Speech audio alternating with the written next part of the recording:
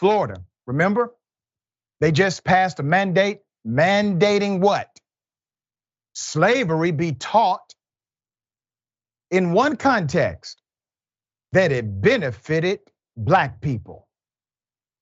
I thought, since this was done by way of a public vote by government officials, that you should know who these government officials are.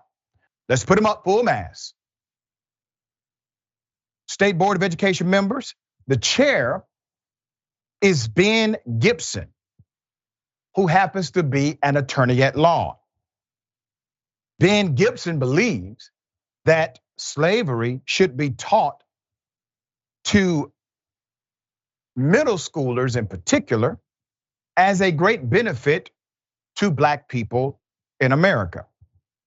Ben has been active in this organization since 2017.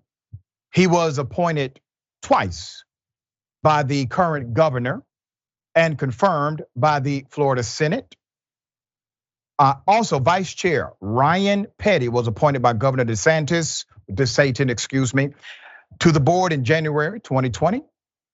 Per Gibson's bio on the Department of Education site, it says, growing up, the son of 2 licensed mental health counselors, Ben is passionate about ensuring that the mental health needs of Florida students are a top priority. He believes that every student should have the same opportunity to learn, and parents should have meaningful educational choices and input regarding their child's education, regardless of where they live in Florida or their family's economic situation. He is a strong advocate for empowering parents to make the best educational choices for their children. Now, I do find it ironic that Black parents and white parents, frankly, and all parents who oppose the new mandate, why is it that their opposition of this new curriculum mandate, why is it that their proclamations are not heard? Why do they not get choice here? Why are they not able to eliminate the curriculum like 2 white parents were able to do as it relates to African American studies? There's more.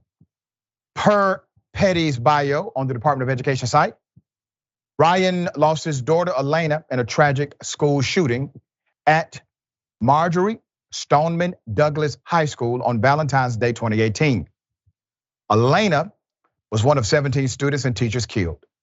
Since the tragedy that took their daughter, Ryan and his wife Kelly have been actively involved in the public policy arena as advocates for improving school safety through early identification and intervention of potential threats. Let's put up the rest of the cast of characters. You're looking at 5 Karens who were appointed to the Florida Board of Education. You have left to right, Monesia T. Brown, the Director of Public Affairs and Government Relations for Walmart Incorporated, that's a regular job. Esther Bird is a legal assistant, okay? And Dr. Grazi Pazzo Christie is a radiologist.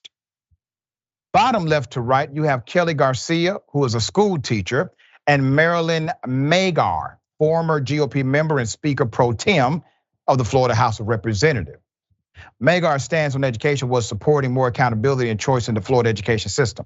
All board members are, in fact, parents. Esther Bird stirred controversy when she tweeted about the January 6th riot, the terrorist attack at the US Capitol a year before her appointment. The tweet read, "In the coming civil wars." Did you hear me? In the coming civil wars, we the people versus the radical left, and we the people cleaning up the Republican Party. Team rosters are being filled. Every selected official in DC will pick one. There are only 2 teams, with us or against us. This individual is appointed to the Florida Board of Education. has openly called for civil war, has openly called for war against this very country. There's more. Meanwhile, the only teacher on the board, all right, let's put it up. Kelly Garcia was appointed to the State Board of Education by Governor DeSantis in March of 2023 after serving on the Board of Trustees of the Florida Virtual School. She is, in fact, a Florida certified teacher from Tampa with a decade of experience teaching in charter public and private schools.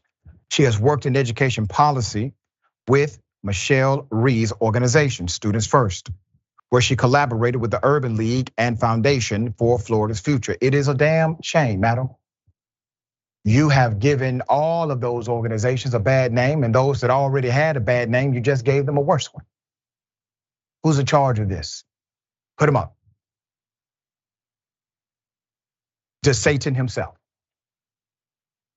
The new history standards approved Wednesday were, as NBC South Florida reported, the updates to the African American history curriculum required by the controversial 2022 law DeSantis dubbed the Stop Wrongs to Our Kids and Employees Act.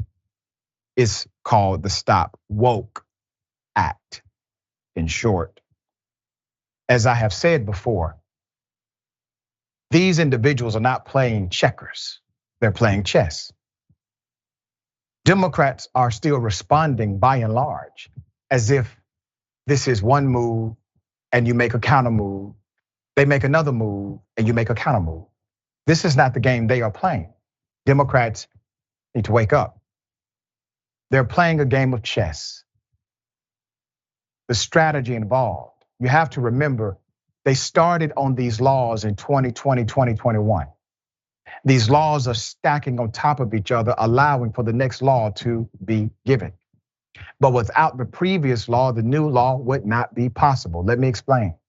Without the 2022 Stop Woke Act, you do not have the legal framework to implement such a ridiculous mandate inside of public education. But with the Stop Woke Act of 2022, you provide the perfect framework in order to present such an adverse educational policy.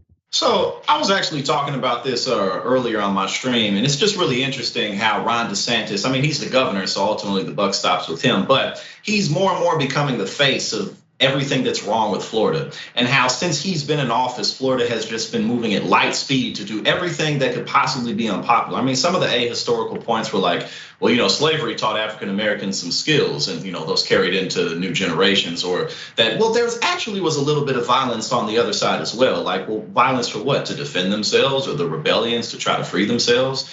It's completely ridiculous for people who claim to not even want critical race theory to be in school, for them to go through this drastic of a length to rewrite history. Especially too, people who do this really don't know that much about what they're trying to get at. Because the thing about slavery is it's much bigger than the United States. It's a human condition. It's part of what we do to one another, which is part of why it's so important to be involved in the political process, because while humans have very ugly and negative sides of us, we have very beautiful and good sides of us as well. We got to keep ourselves in check. But the more we learn about history, slavery rather, how it's functioned throughout history, how it's built the world throughout time, the more you understand us, ourselves, and the human condition. So pretending like slavery wasn't as gruesome as it was and always has been, as if Google doesn't exist, like what, stop people in Florida from getting on Google? How far are you really gonna take this? So yeah, and one of the realities is that it will likely connect to other states. Other states will look at the Florida model and they will start to implement a similar model themselves. And remember, this is to stop the future problem solvers from knowing there is a problem to solve.